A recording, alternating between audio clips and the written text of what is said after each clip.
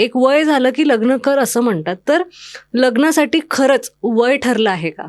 कायदेशीरदृष्ट्या लग्न करणं, वैद्यकीयदृष्ट्या लग्न करणं, सामाजिकदृष्ट्या लग्न करणं आणि आपल्या अपेक्षेनुसार लग्न करणं, ह्यांची सगळ्यांची वयं वेगळी आहेत. आपण आता कायदेशीर वय तर बघितलं 18-21. आता दुसरं जे वय असतं ते वैद्यकीय. की वैद्यकीय म्हणजे काय, की आपण लग्न करतो, आपल्याला जर मूल झालं, काय झालं, तर ते आपल्याला सांभाळता येणार आहे का? ते आपल्याला प्रेग्नन्सी पूर्ण नीट करता येणार आहे का? आपल्या शरीराला अपाय होणार आहे का? ह्या सगळ्या गोष्टींचा विचार करून तर 18-19 वर्षानंतर मुलीनी किंवा मुलांनी लग्न केलं, तरी वैद्यकीयदृष्ट्या तिला काही प्रॉब्लेम येत नाही.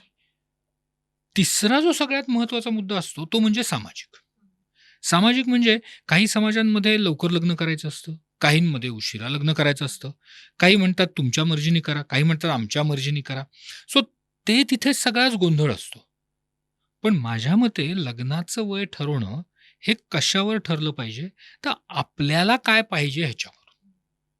म्हणजे मला जर का एका विशिष्ट वयामध्ये माझ्या करिअरला महत्त्व द्यायचंय, मग त्याला मी प्रायोरिटी देऊन माझं लग्न मी पुढे नंतर करणं हे योग्य आहे.